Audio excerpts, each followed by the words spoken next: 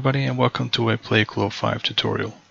In this video I'm going to be covering some of the basics of PlayClaw, and I'd like to mention that essentially you can just install PlayClaw and start recording immediately without having to change anything. But if you want to get the best out of your recordings, you'll obviously have to make some configurations.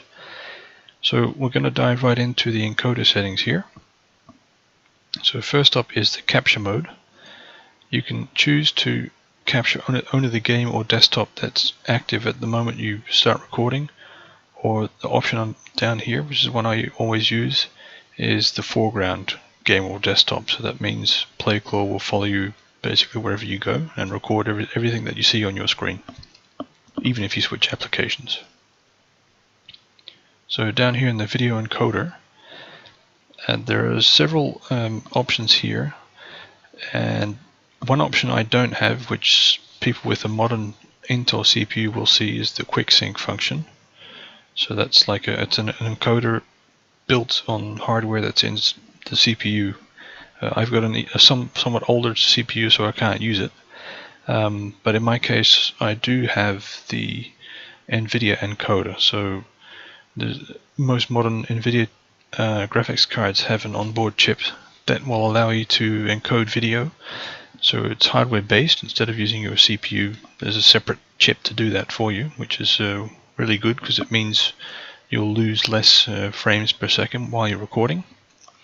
You can also use fast, which is basically a dump of raw data, so you'll end up with a huge file. There's no compression there. And we've got the MJPEG, which will use your CPU to compress your video as you're recording.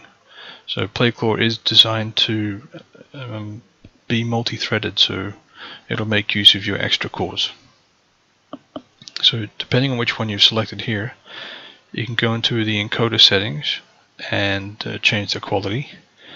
So I use about 25,000 kilobits per second for the bit rate when I'm recording. And if you're streaming maybe or something like that, you'd probably want to put that to about 3,500, maybe 4,000, something like that. So you've got a couple of presets here you can choose from. They're pretty self-explanatory. And we can even set a custom frame size. So if you want to scale your resolution down, so for instance I'm currently recording in 1080p, but I can enable this option and select to scale it down to 720p. So maybe useful for some people. And we got the frame rate to capture. I like to use 60 frames a second, seeing as YouTube supports that these days, which is really cool. So we got the draw cursor, so your cursor will be visible on screen in your recordings. Let's see, we got the pre-record buffer. There's a separate video covering this function, so I won't go into too much detail here, but you can change the buffer size here depending on how much memory you have. And we've got some audio settings here. This has to do with encoding, so that's why it's found under the encoder settings. You can choose to write the audio in separate files. Depending on how many inputs you have, you'll have that number of wave files when you're done. Alright, we'll check the audio sources next. So you can use the default sources with this option here, and that'll select whatever you've got set in Windows for your inputs.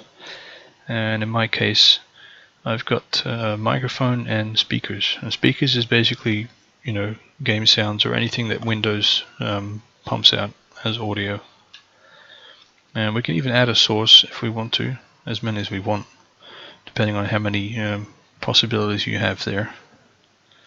So you can adjust the volume for each of these, and you can even use a push to talk key. So you can define a key that would need to be pressed if you want to record from that input.